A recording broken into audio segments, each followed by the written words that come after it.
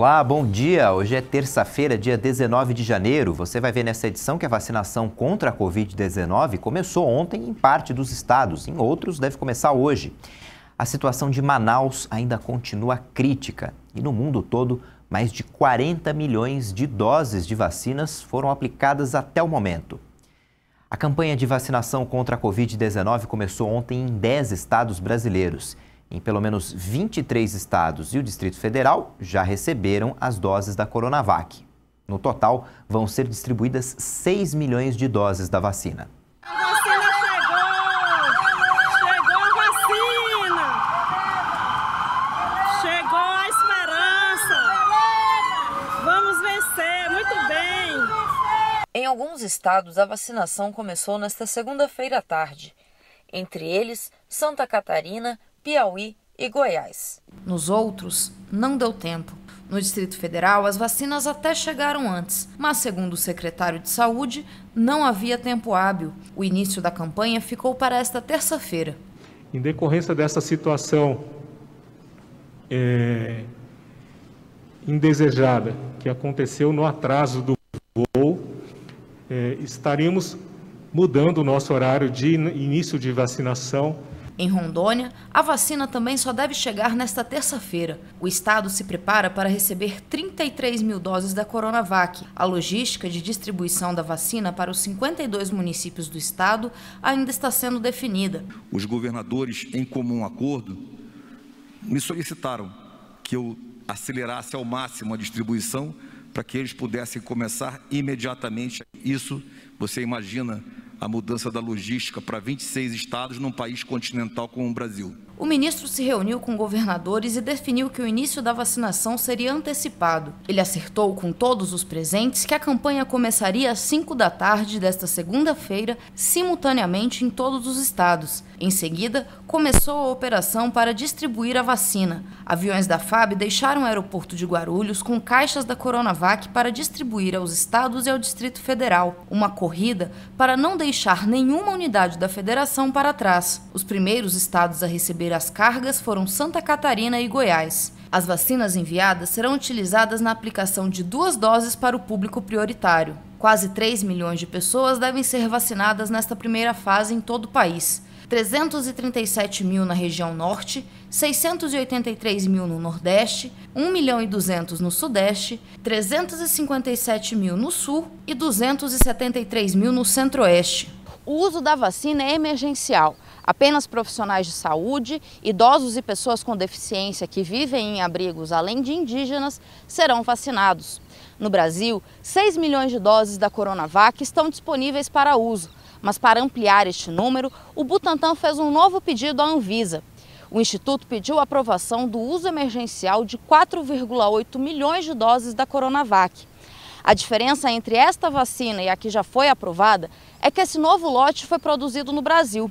Com essa aprovação a longo prazo, o Instituto Butantan pretende fabricar até 40 milhões de doses da Coronavac. O Brasil também espera utilizar 2 milhões de doses da vacina da AstraZeneca de Oxford, produzidas na Índia. O imunizante foi comprado pelo Ministério da Saúde para a campanha de imunização, mas o avião que iria buscar a carga não chegou a decolar. Antes do início da operação, o governo da Índia vetou a saída da vacina do país e agora uma negociação diplomática está em andamento para conseguir a exportação.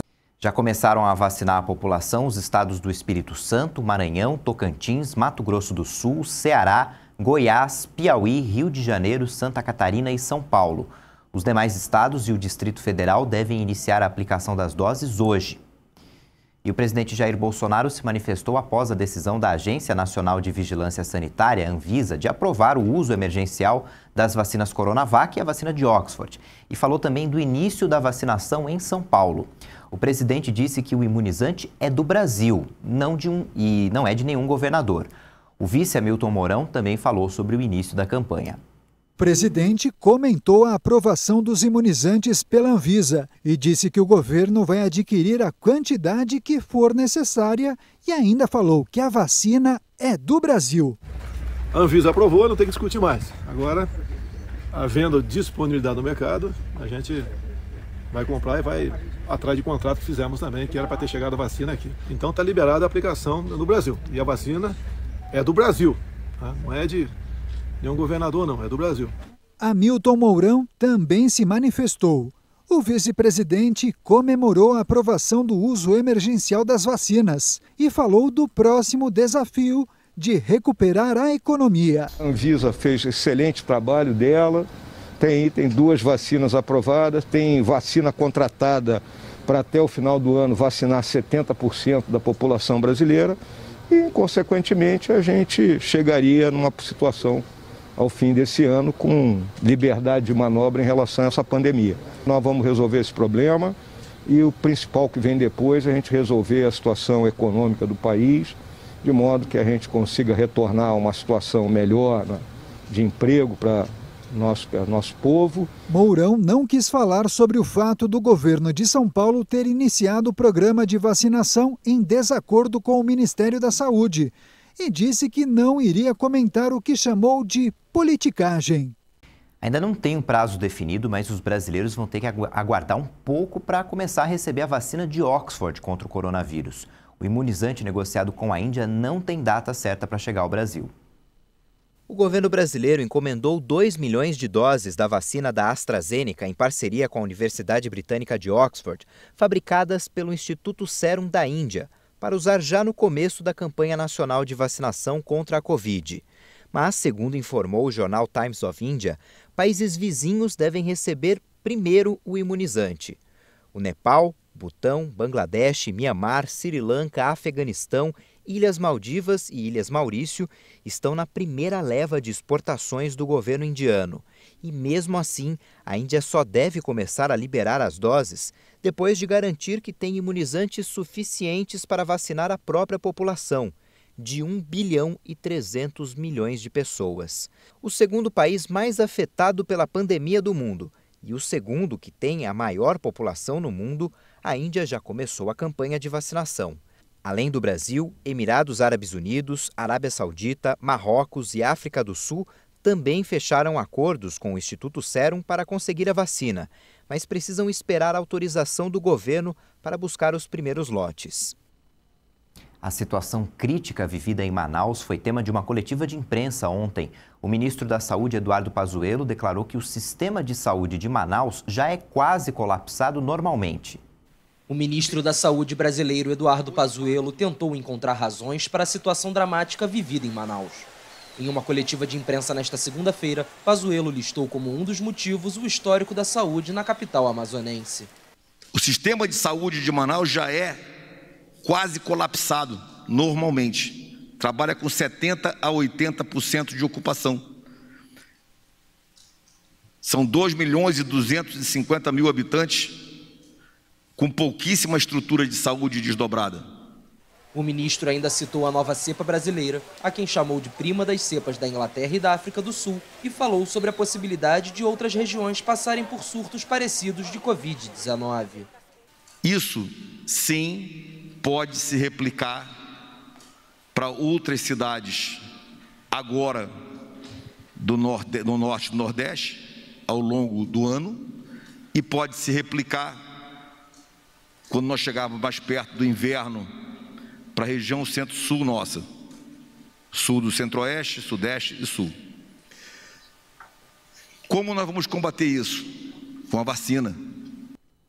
O Ministério da Saúde informou que o Brasil já registrou mais de 8 milhões e meio de casos de coronavírus e o número de mortes passa de 210 mil desde o início da pandemia. O Brasil confirmou mais 452 mortes por Covid-19 em 24 horas. E com isso, o total chega a 210.299 vítimas. Também foram registrados mais 23.671 diagnósticos no período. E a soma dos brasileiros infectados passa de 8 milhões e 511 mil. Em 7 dias, pela média móvel de mortes, o Brasil chegou a 960 óbitos diários.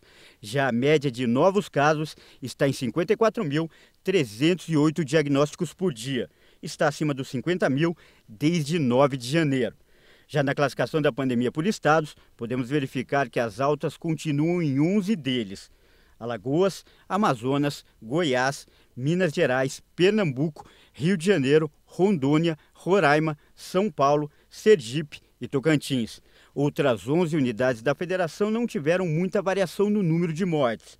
Amapá, Bahia, Distrito Federal, Espírito Santo, Maranhão, Mato Grosso, Pará, Piauí, Rio Grande do Norte, Rio Grande do Sul e Santa Catarina.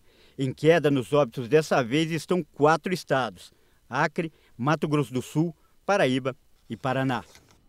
Agora vamos dar uma olhada na situação da pandemia pelo mundo. 95.628.000 pessoas já foram contaminadas. Segundo o levantamento da Universidade Johns Hopkins, cerca de 2.042.000 pacientes morreram por complicações causadas pela doença. O presidente Donald Trump suspendeu a proibição à entrada de viajantes procedentes de grande parte da Europa e do Brasil. A medida vale a partir de 26 de janeiro. Os Estados Unidos anunciaram recentemente a exigência de exames negativos para a Covid-19 antes do embarque de todos os passageiros que chegarem por via aérea. Em um comunicado divulgado pela Casa Branca, o presidente Trump disse que esta ação é a melhor forma de proteger os americanos da Covid-19, permitindo ao mesmo tempo uma retomada segura das viagens. O comunicado da Casa Branca gerou a reação da secretária de imprensa do presidente eleito Joe Biden, que assume na próxima quarta-feira. Jen Psaki afirmou que os Estados Unidos não vão suspender a proibição. A recomendação, segundo ela, é da equipe médica da administração Biden. Em uma rede social, a secretária de imprensa destacou que o novo governo planeja reforçar as medidas de saúde pública a respeito das viagens internacionais, a fim de mitigar ainda mais a propagação da Covid-19. A gente vai para o intervalo, na volta tem a previsão do tempo e você vai ver também que arqueólogos encontraram no Egito tesouros com mais de 3.000 anos.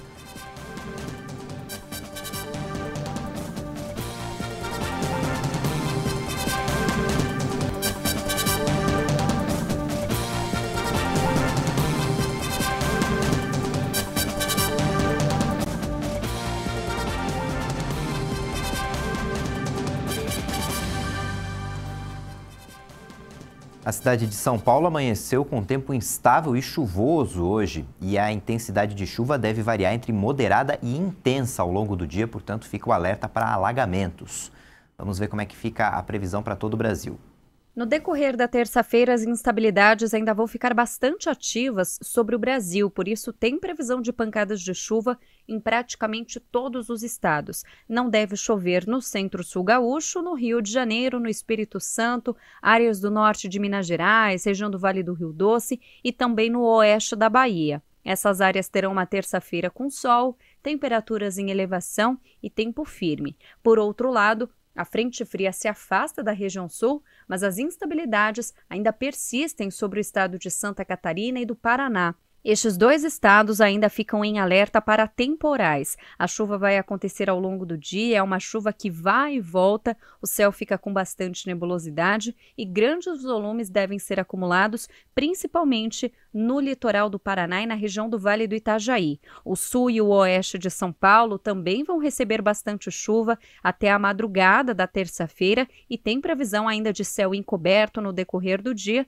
e com vários períodos de chuva. De forma geral, o estado de São Paulo vai ter sol, a temperatura ainda consegue subir, não tanto quanto na segunda-feira, mas ainda vai ser um dia abafado, porém as pancadas de chuva podem acontecer em vários momentos. Entre as regiões centro-oeste e norte do Brasil, também tem previsão de chuva em vários momentos da terça-feira e chuva que pontualmente pode vir com forte intensidade, inclusive na região de Goiânia, tem alerta para temporal em Manaus, na região de Cuiabá, Campo Grande também. No sul de Minas, as pancadas são mais isoladas na terça-feira e volta a chover inclusive em Belo Horizonte, mas é pouca chuva. A mínima prevista para Porto Alegre é de 18 graus e a cidade de Curitiba vai amanhecer com 16 graus. A máxima prevista é de 26 graus em Florianópolis, vai ser um dia mais fresco. No Rio de Janeiro, a temperatura máxima vai chegar aos 36 graus, em São Paulo, máxima de 28 e em Belém, máxima de 29 graus. A pandemia se agrava e o mundo corre contra o tempo para conter a Covid-19. Até o momento, mais de 40 milhões de doses de vacinas já foram administradas em vários países.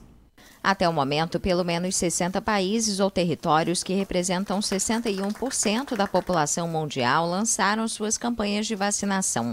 Destes, 11% concentram 90% das doses injetadas. A corrida pela imunização é liderada atualmente por Israel, de acordo com uma contagem da AFP. O Estado hebreu aplicou mais de 2.400.000 doses em quase 25% da população. Em quantidade, os Estados Unidos lideram com mais de 12 milhões de vacinas administradas, à frente da China com mais de 10 milhões de doses. Na Europa, o Reino Unido foi o primeiro a começar a vacinar no início de dezembro. O país aplicou 4.300.000 doses, o que corresponde a 5,7% da população total. O Brasil, segundo país com mais mortes pela pandemia, inicia a vacinação nesta segunda-feira, mas ainda conta com poucas doses. Atualmente, há 7 vacinas circulando no mundo. Todas exigem 2 doses para serem totalmente eficazes. O diretor da Organização Mundial da Saúde, Tedros Adhanom, disse que o mundo está perto de uma falha moral catastrófica. Para ele, isso acontece porque os países ricos consomem quase todas as doses disponíveis da vacina contra a Covid-19. Tedros Adhanom denunciou a atitude das nações mais ricas de se colocarem em primeiro lugar e também criticou os fabricantes de vacinas. Not only does this me first approach leave the world's poorest and most vulnerable people at risk. Essa abordagem de eu primeiro não apenas deixa as pessoas mais pobres e vulneráveis do mundo em risco, mas também é autodestrutiva. Em última análise, essas ações apenas vão prolongar a pandemia, prolongar a dor, as restrições necessárias para contê-la e o sofrimento econômico. A situação se agrava pelo fato de que a maioria dos fabricantes priorizou a aprovação regulatória nos países ricos, onde os lucros são mais elevados, em vez de enviar dossiês completos à OMS. Rather than submitting full dossiers to WHO.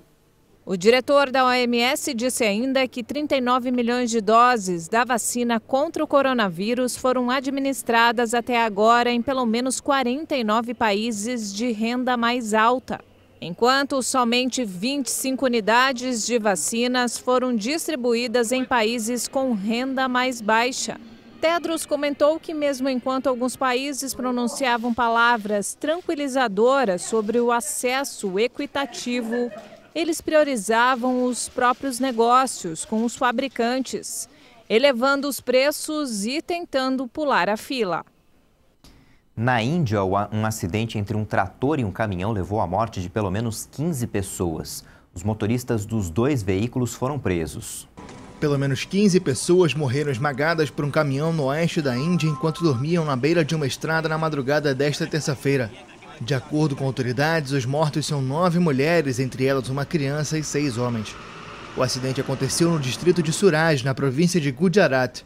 Outras 6 pessoas ficaram feridas. O caminhão colidiu com um trator que transportava cana-de-açúcar em uma rotatória pouco antes da meia-noite e em seguida atingiu as vítimas. Os motoristas dos 2 veículos foram presos. O trânsito na Índia é um problema para o país. Em 2019, mais de 150 mil pessoas morreram em cerca de 500 mil acidentes em estradas. Vamos falar de futebol agora. Ontem foram 2 jogos pelo Campeonato Brasileiro. Vamos trazer agora os resultados. No Allianz Parque, o Palmeiras goleou o Corinthians por 4-0, um placar que não acontecia no Derby Paulista desde 2004. Rafael Veiga e Luiz Adriano foram os destaques da partida com 2 gols cada. O resultado fez o Palmeiras ultrapassar o Grêmio e chegar à 5ª colocação com 51 pontos. O Corinthians tem 42 pontos, permanece na 9ª colocação.